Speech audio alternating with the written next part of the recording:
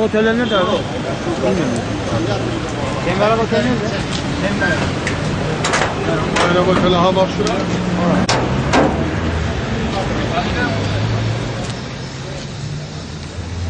Şefim. Reklam arıyorlar. Bazen şantiyeden alacaksın. Buzalık almak istiyorsan 83 lira cezası var. Peşin ödersen hemen. Tam yazın arkadaşım cezasını peşin ödersen. Ver abi. Gider itibaren de buraya meydana bir şey bırakacak.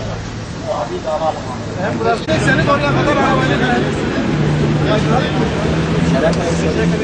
Hadi. Tamam. Hadi anlat.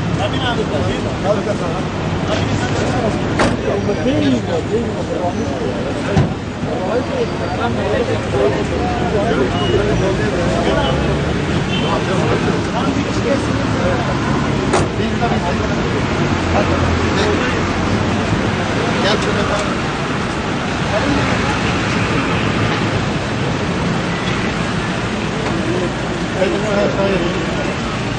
Hayır. Ne?